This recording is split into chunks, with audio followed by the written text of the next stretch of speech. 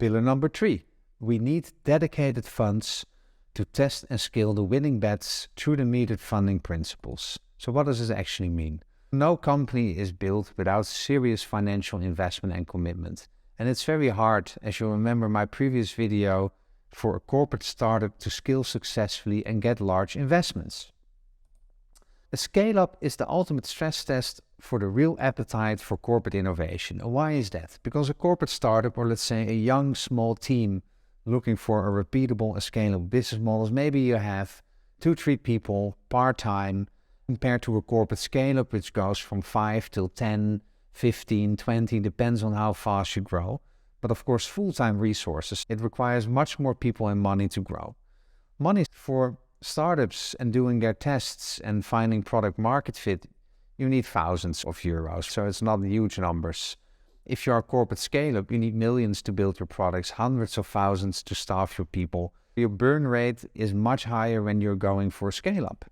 Your support is quite limited in the beginning because we need to experiment, we need to understand if we can find traction with our MVPs. Of course, we need to ask if we launch a product, what type of technical capabilities and requirements are necessary, but it's all still manageable and it doesn't take a lot of time.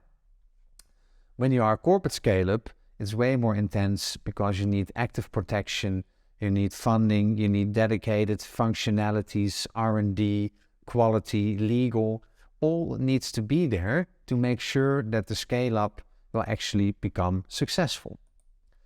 It's also important that there's this big difference between committed capital and funds, which is needed for innovation, and budget.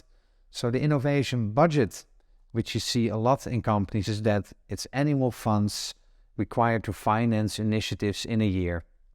You cannot really exceed it, or if you don't spend it, it is gone at the end of the year. And there are single investments that are discussed quite intensively at all types of committees before being approved. The difference between capital or committed funds is that your total funds is required to finance a portfolio for the next 3 to 5 years. Remember, we have strategic opportunity spaces, which covers our growth gap and growth aspiration, and we need to fund that complete portfolio to be successful and see which initiatives will become the new businesses of tomorrow. So within that given capacity, capital is drawn when needed.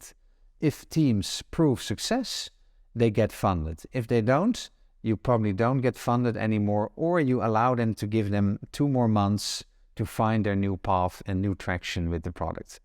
Required capital is immediately released within the certain rules and milestones, which we will discuss in another pillar, which we call the end-to-end innovation process. If a team is successful, capital is released and they don't have to wait for the annual budget cycle. There are different buckets of money to consider.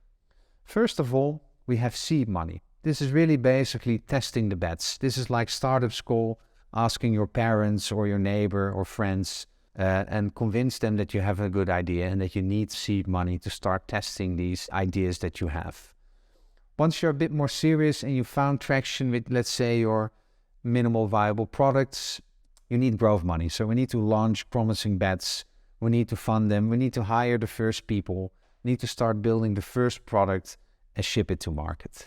Then, of course, the Series B type of investments, which is really scale-up money. This is above 10 million and plus, and this is really company building. So we are not searching anymore for what is the product that we need to deliver. No, we have the product. We know how to deliver it for whom, what is the pricing model, how we can grow it, and now we really need to start building a company with a professional management team and different functions, basically the companies that we know in the market.